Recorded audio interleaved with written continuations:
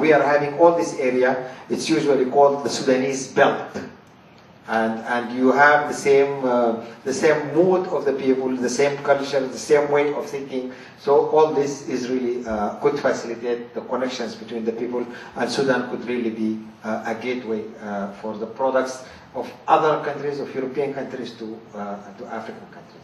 Thank you. Thank you very, very much for this elaboration. It shows me a lot that I didn't know before, either with my experience of one or two visits to the African countries. Any other? Okay. We've mentioned the cultural diversity, and my question is for, maybe you also can make a statement to this, for Austrians, Europeans, what are, in terms of intercultural management, what are the biggest mistakes you do, and what are your advice, maybe how to not do these mistakes, or what are the challenges in intercultural management? Maybe there are typical misunderstandings I've learned in the workshop. The Royal Highness Prince that in Africa, Southern Africa and Europe, you have a very different understanding of the time-wise projects, plannings are very different. Are there special mistakes or challenges we face as Europeans in Sudan? Yeah. May I give it to Diplomat Latin, who was able maybe to answer this question? Well, I have learned being in Sudan that you behave like a guest, and they treat you like a guest. And I myself try to find out what kind of behaviors are there, and what you can do and what you should not do. I think the Sudanese, as far as I learned them, they're very, very polite. They wouldn't let you feel if you do something wrong. But once you met them, you will get it in your blood what you do and what you don't do. We just have some female auditors here in the room, and I must say that it's very impressive how women are treated in this country, because it's absolutely no difference. They're sitting around, they're walking around, they're talking around, and you have them in the companies and in management positions, you have them everywhere. On the other hand, it's obvious, according to the Sharia law and to the Islamic country, that you have to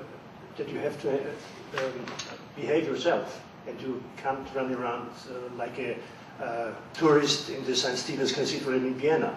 I mean, I don't like that in Vienna also, neither here, but you can't do that there. So you will find it, and it's not too difficult, I must say, but it's not too difficult to go around, and if you are recognized as a European, you will get a knife and spoon. It's not necessary to eat with the fingers like they originally sit on the ground. You get a chair. So they do something for you. So you have to learn it, and either you feel it to be there, so you do it, or you don't. They will not treat you like an enemy. If I can just add one word and about the problem of the perception that we're having in Europe or Sudan. And I think the main problem is this stereotyped sort of images that we're having about Sudan, and the very bad image that's being reflected by the media. I think if we are going to speak in a logical way, and we can imagine that Sudan is one of the countries that has been, the picture and the image of the country has been distorted as never has happened before for any other country. And I think that is a real battle that we should fight nowadays, to try to reflect the reality about Sudan. And the media has not been, of course, they're always looking for sensation, as I said, and always good news. Don't make a good article. If you write about the country that's doing well, that there are schools, that there are hospitals here or there, that's not news for them. but always news is the news that really shocked the person. Yeah. So I can tell you that we know that there are many reports that's written about Sudan and that they've been circulated even in international bodies, which are written by people in the field. And those reports are changed and reversed where they are to project an image of Sudan that's not real.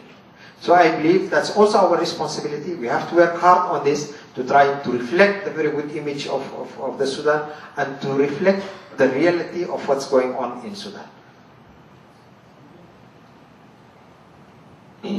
One other, maybe last comment.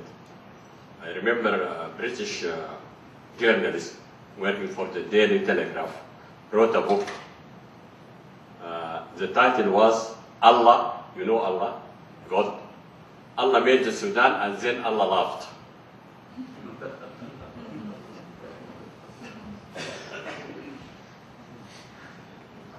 Okay, I would pick your pardon, Mrs. Rettenwetter, because you are the journalist here, and this has been treated very, toughly. So, and His Excellency is as well a journalist. So, okay, if there is no other question, I would like to thank you for your patience, your interaction, and if you want to go to Sudan, let me just say to you, take time with you. Those people are very warm people who would like to welcome you in a very proper way, and you would like it, believe me. Thanks a lot for the organizers, and you have the possibility, by the way, to hear His Excellency Minister Hamdi tomorrow when he is talking, discussing, elaborating on the finance, on his point of view. Thanks a lot. Have a nice evening. Yeah, just quickly, sorry, before we end, there is also a cocktail event tonight that is at the Loft in the old city, in the center of Salzburg. So you're all welcome. There's alcoholic and non-alcoholic drinks as well. So, see you there tonight.